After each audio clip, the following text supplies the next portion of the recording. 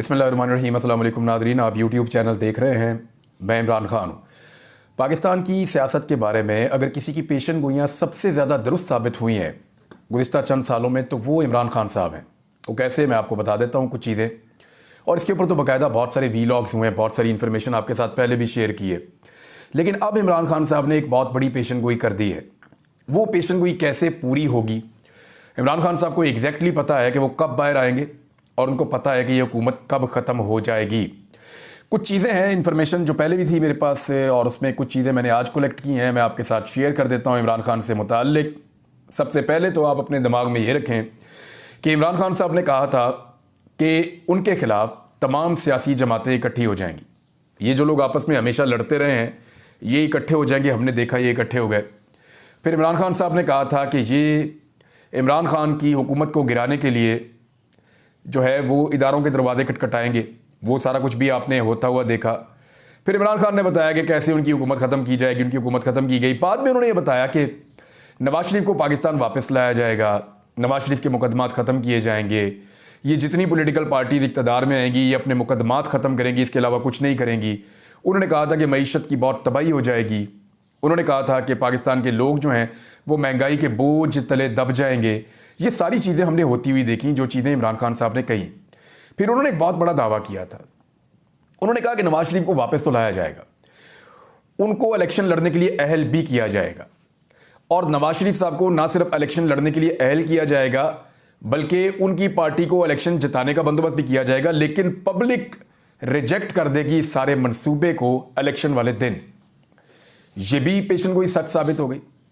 लोगों ने इतने बड़े पैमाने पर वोट डाले और इस तरीके से वोट डाले कि गिनने वाले जो हैं वो परेशान हो गए कि ये हुआ क्या। यानी 8 फरवरी का दिन पाकिस्तान की तारीख का एक ऐसा दिन है जिसे कभी भी भुलाया नहीं जा सकेगा। वो दिन पाकिस्तान में जमहूरियत के दिन के तौर पे याद रखा जाएगा। 8 फरवरी का दिन पाकिस्तान में अवामी जमहूरियत के नाम पे याद रखा जाएगा। जो एक्चुअली अवामी जमहूरियत होती है वो क्या होती है, ये हमने 8 फरवरी को देखा। उसके बाद फिर इमरान खान साहब का ये कहना था कि मुसल्लत करने की कोशिश की जाएगी पीडीएम की जमातों को दोबारा से मुल्क के ऊपर। और भी उन्होंने पेशन गोइयाँ की हैं, आपने ये सारी देखी। ये सारी तकरीबन सच साबित हुई हैं। जो बातें भी इमरान खान साहब ने कही थी वो तकरीबन सच साबित हुई। किस तरह नवाज शरीफ साहब वापस आए, किस तरह के उनके केसेस ख़त्म हुए, कैसे पीडीएम की जमातों ने अपने केसेस ख़त्म किए, कैसे NRO 2 मुकम्मल हुआ, किस तरीके से पाकिस्तान तहरीक इंसाफ को क्रश किया गया, फिर किस तरीके से पाकिस्तान तहरीक इंसाफ जो है उसके उम्मीदवारों को क्रश किया गया। उसके बाद इलेक्शन उनके लिए कितना मुश्किल था। फिर उनके मुताबिक जो इलेक्शन का रिजल्ट था वो भी आ गया, लेकिन वो रिजल्ट बदल भी दिया गया जो उनके खदशात थे। अब इमरान खान साहब ने स्टेटमेंट दिया, पहले वो आप स्टेटमेंट देख लें, फिर मैं आपको बताता हूं कि उन्होंने ये स्टेटमेंट दिया क्यों है और किन बुनियादों पर वो ये बात कर रहे हैं। उन्होंने कहा कि ये रावलपिंडी के अंदर वो बात कर रहे थे। रावलपिंडी से रिपोर्ट हुआ है। इमरान खान साहब आपको पता है कि अडियाला जेल में मौजूद हैं। वहाँ पे सहाफ़ियों से उनकी बातचीत हुई। उन्होंने कहा जी मैं 5 या 6 माह जेल में रहूँगा, फिर हुकूमत ख़त्म हो जाएगी। ये इमरान खान साहब का दावा है। यानी आज मार्च का महीना ख़ात्मे की जानिब जा रहा है। आखिरी 10 दिन रह गए हैं। अप्रैल, मई, जून, जुलाई, अगस्त और सितंबर। बहुत सारे लोग ये कह रहे हैं, और मैं खुद भी इससे पहले कह चुका हूँ, कि अक्टूबर से पहले या अक्टूबर के फ़ौरन बाद, इस बीच में कहीं इमरान खान साहब की रिहाई इसलिए दिखाई दे रही है कि हालात उस तरफ जा रहे हैं। अब इमरान खान साहब ने किन चीज़ों की निशानदेही की मैं आपको बता देता हूँ। केसेस के बारे में उन्होंने कहा कि फ़ैसले पहले से हो चुके हैं, यहाँ सिर्फ कार्रवाई हो रही है। अलकादिर ट्रस्ट का केस जो है उन्होंने कहा बड़े कमाल का केस है, जिसमें चोरी भी नहीं हुई, पैसा भी हुकूमत के पास है और ट्रस्ट भी अभी तक चल रहा है, तो उसका केस मेरे ऊपर बना दिया है। अलकादिर ट्रस्ट के अंदर कुछ लोगों का ये क्लेम है कि उनके ऊपर बहुत दबाव डाला गया इमरान खान के खिलाफ गवाही देने के लिए, लेकिन उन्होंने गवाही देने से इनकार किया और उन्होंने काफ़ी नुकसान उठाया है।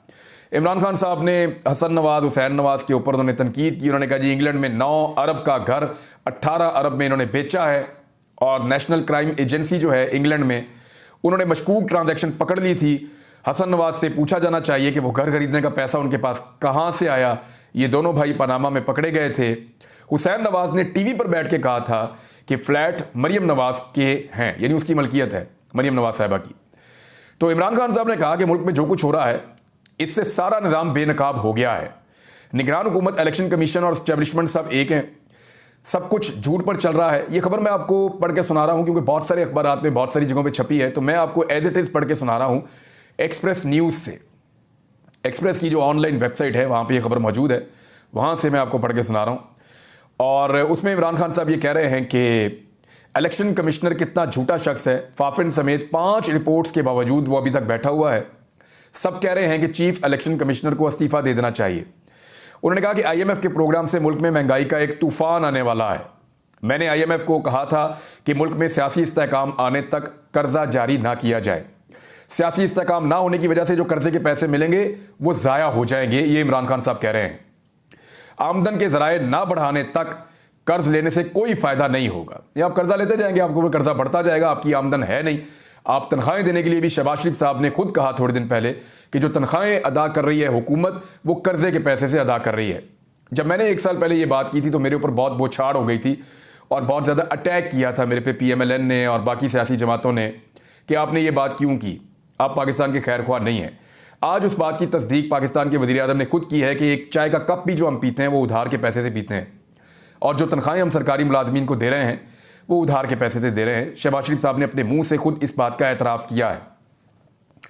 इमरान खान ने कहा कि हमारी मईशत का जो सबसे बड़ा मसला है वो डॉलर्स की कमी है। पाकिस्तान में डॉलर्स नहीं है, डॉलर में मुल्क में लाने का तोड़ हमारे पास है, ये इमरान खान साहब का दावा है और ये बैरून मुल्क पाकिस्तानियों के ज़रिए से मुमकिन है।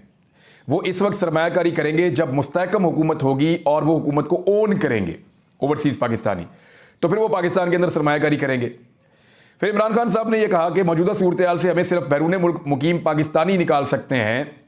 उन्होंने कहा कि 9 मई हमें गद्दार साबित करने के लिए प्लान किया गया, ये इमरान खान साहब ने दावा किया और साथ ये कहा कि पाकिस्तान तहरीक इंसाफ को क्रश करने के लिए मुझे 1 हफ्ते में 3 सजाएं दी गईं, लेकिन यह मनसूबा नाकाम हो गया। मैं मजीद 5 या 6 माह जेल में रहूंगा और उसके बाद हुकूमत ख़त्म हो जाएगी। मुझे मालूम है ये हुकूमत 5 से 6 माह से ज़्यादा नहीं चल सकेगी। पीपल्स पार्टी काबीना का हिस्सा इसलिए नहीं बनी क्योंकि उन्हें पता है कि ये सेटअप नहीं चलेगा। इमरान खान साहब ने आरिफ अलवी साहब के बारे में कहा कोई नाराज़गी नहीं है, उन्होंने कोशिश की और अच्छी नीयत से कोशिश की, लेकिन मेरे नाम के ऊपर क्रॉस लग चुका था, वो कामयाब नहीं हुए। फिर इमरान खान साहब ने कहा कि पाकिस्तान ने यह किया था कि अमेरिका के और तालिबान के डायलॉग्स करवाए थे और पाकिस्तान दहशतगर्दी के हवाले से जो पाकिस्तान में दहशतगर्दी आती है TTP के ज़रिए से या मुख्तलिफ अस्करियत पसंद ग्रुपों के ज़रिए से, उसमें तालिबान के साथ डायलॉग्स कर रहा था और वो मामला उस वक्त इमरान खान साहब के बकौल जो जनरल बाजवा हैं उन्हें इमरान खान साहब ने कहा था कि जनरल फैज़ को तब्दील ना करें, वो दहशतगर्दी और अफगानिस्तान का मसला हल कर सकते हैं। जनरल बाजवा ने कोर कमांडर कॉन्फ्रेंस में कहा था कि इमरान खान जनरल फैज़ को आर्मी चीफ बनाना चाहता है, हालांकि ये बात मेरे वहमो गुमान में भी नहीं थी।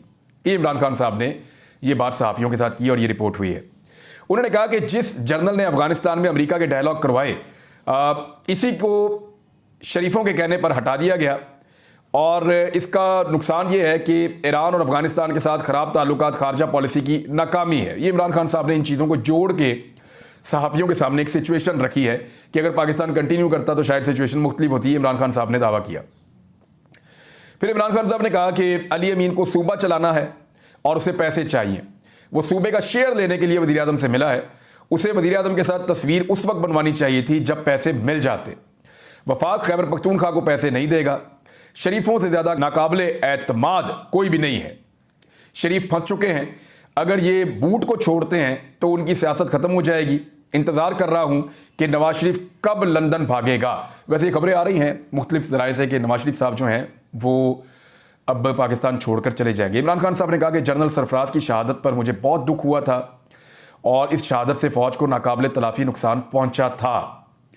फिर उन्होंने कहा कि सोशल मीडिया एक समंदर है, हमारे किसी भी अकाउंट से फ़ौज के शोहदा के ख़िलाफ़ कोई ट्वीट नहीं की गई। हमारे और फ़ौज के दरमियान इख्तलाफात पैदा करने की कोशिश हो रही है। जिसने CCTV फुटेज चुराई वही सोशल मीडिया के अकाउंट्स के पीछे है, ये इमरान खान साहब का कहना है। और उसके बाद इमरान खान साहब ने बहुत सारी चीज़ें जो हैं वो मज़ीद भी बताई। लेकिन अब आ जाए इस तरफ कि इमरान खान साहब को क्यों लगता है कि 5-6 माह बाद वो जेल से बाहर आएंगे और ये हुकूमत ख़त्म हो जाएगी। ये चीज़ें मैं आपके सामने अभी रख देता हूँ। लेकिन एक खबर और है और ये बड़ी खबर है। ये भी इमरान खान साहब का एक मुतालबा है और एक बड़ा मुतालबा है जो इमरान खान साहब ने किया है। उन्होंने कहा कि सुप्रीम कोर्ट इंतखाबी धांधली की तहकीकात करे और फैसले तक वफाक और पंजाब की हुकूमतें मुअत्तल कर दी जाएं। ये इमरान खान साहब ने दरख्वास्त की है। इमरान खान ने सुप्रीम कोर्ट से इंतखाबी धांधली की तहकीकात के लिए गैर मुतासिब जजों पर मुश्तमिल अदालती कमीशन बनाने और तहकीकात की तकमील तक वफाकी और पंजाब हुकूमत को मुअत्तल करने की दरख्वास्त की है। अच्छा, ये एक बड़ा मुतालबा है इमरान खान साहब का, और बाकायदा दरख्वास्त रिपोर्ट हुई है कि इमरान खान साहब ने दरख्वास्त की है कि सुप्रीम कोर्ट ऑफ पाकिस्तान जो है वो ऐसे जजेस को जिनकी शोहरत बिल्कुल गैर मुतनाज़ है उनको मौका दें कि वो एक जुडिशल कमीशन उन पर तश्कील दिया जाए और धांधली की तहकीकात की जाएँ। और जब तक धांधली की तहकीकात नहीं हो जाती तब तक, क्योंकि पंजाब में और वफाक में इमरान खान साहब को सबसे बड़ा एतराज़ है, तो इसकी हुकूमतें जो हैं वो मुअत्तल कर दी जाएँ और इंतखाबात का मुकम्मल ऑडिट किया जाए। देखिए, ये जब भी होगा तो आपको पता है, सबको पता चल गया है, सारी दुनिया जानती है, पूरी दुनिया ने रिपोर्ट किया है, पाकिस्तान में, पाकिस्तान के बाहर, हर तरफ आलमी मीडिया ने, आलमी इदारों ने रिपोर्ट किया है, जो मुबस्सरीन हैं उन्होंने रिपोर्ट किया है कि इलेक्शन के जो नताइज हैं वो इलेक्शन के मुताबिक नहीं है। फॉर्म 45 कुछ और है, फॉर्म 47 कुछ और है। तो ऐसी सूरत हाल के अंदर जब भी कभी तहकीकात होंगी, गैर जानिबदार और शफाफ ऑडिट होगा, तो ये हुकूमत घर चली जाएगी। शहबाज शरीफ साहब के पास पंजाब में 50 के करीब ऐसी सीटें हैं जिन पे उनका हक नहीं है। मरीम नवाज के पास 100 के करीब ऐसी सीटें हैं जिस पे उनका हक नहीं है। ये तो सिर्फ पंजाब की कहानी है, बाकी जगहों पे अलहदा सूरत हाल है। तो वफाक और पंजाब में इमरान खान साहब ने यह दावा किया, वो ये क्यों कह रहे हैं, ज़रा ये चीज़ें आपके सामने मैं रख देता हूँ। नंबर एक वजह जो इमरान खान साहब के सामने है वो है मईशत। मईशत पाकिस्तान की लगातार डूबती चली जा रही है। इमरान खान साहब ने अपनी हुकूमत गिरने से पहले भी इस बात के बारे में वार्न किया था कि जब उनकी हुकूमत गिराई जा रही थी 2022 में, तो उनको लगता था कि मईशत डूबेगी और नीचे की जानिब जाएगी।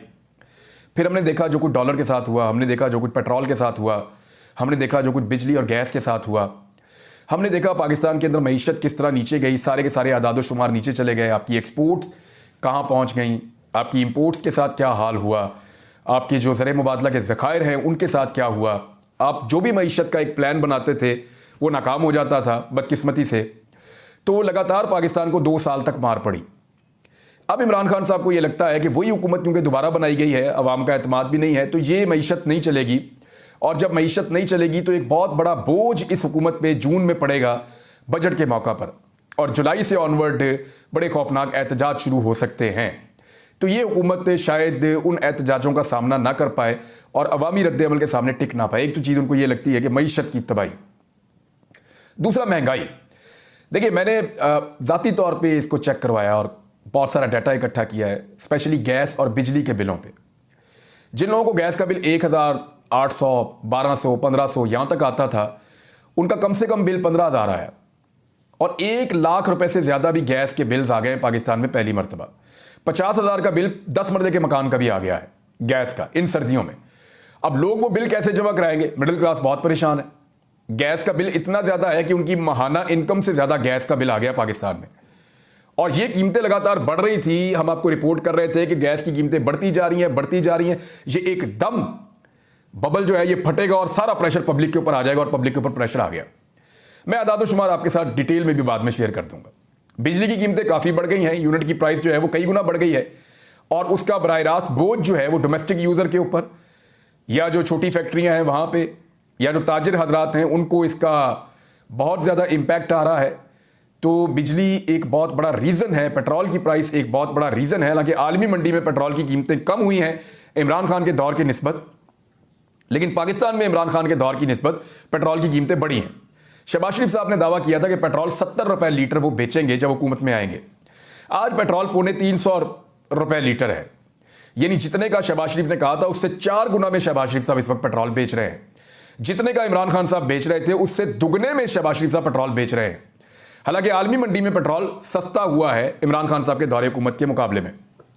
डॉलर की प्राइस, अभी डॉलर को जैसे कंट्रोल किया गया है, कुछ लोगों ने यह दावा किया, और जो आदाद शुमार को जानते हैं, जो मईशत को जानते हैं, कि इस वक्त डॉलर को कंट्रोल किया गया है, और अगर इसको किसी वक्त भी IMF के मुतालबात के ऊपर छोड़ा गया तो फिर डॉलर दोबारा 300 से ऊपर खुदा न खास्ता जा सकता है।